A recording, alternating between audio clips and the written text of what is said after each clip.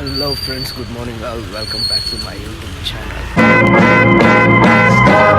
Ooh, child, listen. Naturally the voice.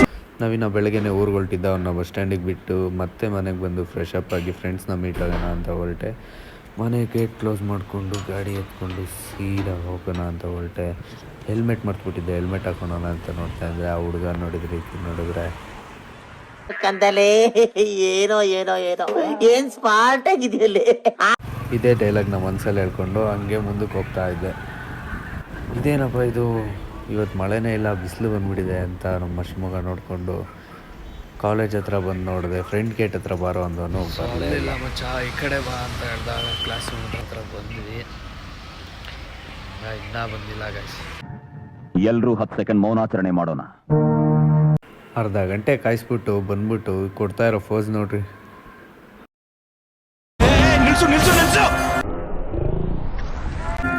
ಇವನೇನ್ ಮಾಡ್ತಾ ಇದ್ದಾನೆ ಇಲ್ಲಿ? ಮಕ್ಕುಗಿತಾ ಇದ್ರು ನನಗೆಲ್ಲ ಅನ್ಕೊಂಡು ಮುಂದೆ ಹೋಗಿ ಮಕ ಮುಚ್ಕೊತಾ ಇದ್ದಾನೆ. ಬಾಂಬರ್ ಜಾಕೆಟ್ ಹಾಕೊಂಡು ಬಾಂಬ್ ಬಿಡೋಂಥರ ಇದ್ದಾನೆ ಗೈಸ್, ಆತಂಕವಾದಿ. ನನ್ನ ಕುಚಿಕು ನಂದು ಒಂದು 10 ವರ್ಷ ಫ್ರೆಂಡ್ಶಿಪ್ಪು.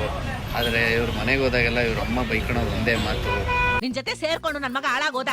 ನೀನ್ ಸವಾಸ ಮಾಡದೆ ಹೋಗಿದ್ರೆ ನನ್ನ ಮಗ ರಾಜ ಇದ್ದಂಗಿರ್ತಿದ್ದ. District collector ಆಗ್ಬಿಡ್ತಿದ್ದ. ಇವನೇನು ಮಕ್ಕ ಹೇಳ್ತಿದ್ದಂಗೆ ಇಟ್ಕೊಂಡವನೆ.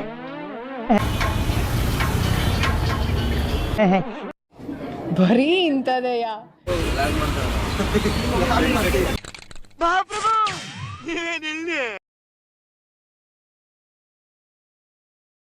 ನೋಡ್ತೀರಾ ನನ್ ಮಗ ಪಿಕ್ ಮಾಡ್ತೀಯ ಪಕ್ಕ. ಬಾಯ್. ಈ ನನ್ನ ಮಕ್ಕಳಿಗೆ ತಿಂದ್ಬಿಟ್ಟು ಮನೇಲಿ ಬೇರೆ ಏನ್ ಕೆಲಸ ಇರಲ್ಲ, ಇಲ್ಲಿ ಬಂದು ನಿಂತ್ಕೊಂಡು ಹೋಗೋ ಬರೋರ್ನೆಲ್ಲ ತರಲೆ ಮಾಡ್ಕೊಂಡು ಪೋಸ್ ಕೊಡ್ತಿರ್ತಾರೆ ಬಡ್ಡಿ ಮಕ್ಕಳು.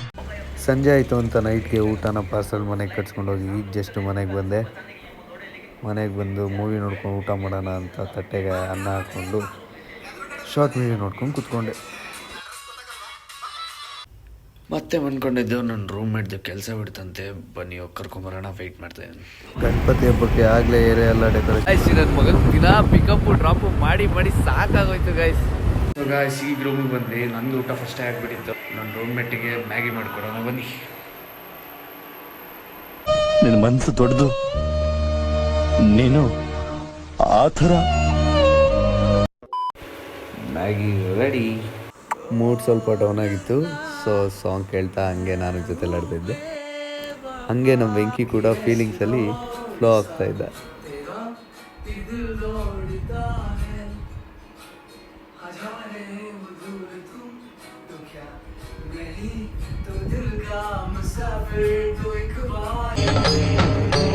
ಇದೆ, ಇಲ್ಲೊಂದು ಸಮಸ್ಯೆ ಖಂಡಿತ ಇದೆ.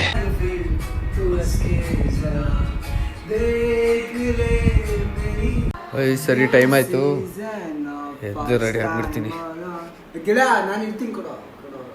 ತಗೊಳ್ಳೋ.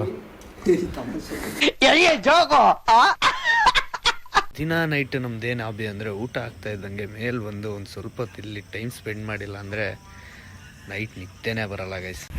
ಸೊ ಗಾಯ್ಸ್, ಇವತ್ತಿನ ಬ್ಲಾಗ್ ಇಷ್ಟೇ ಆಗಿತ್ತು. ಇಲ್ಲಿಗೆ ವ್ಲಾಗ್ನ ಎಂಡ್ ಮಾಡ್ತಾ ಇದ್ದೀನಿ. ಬಾಯ್.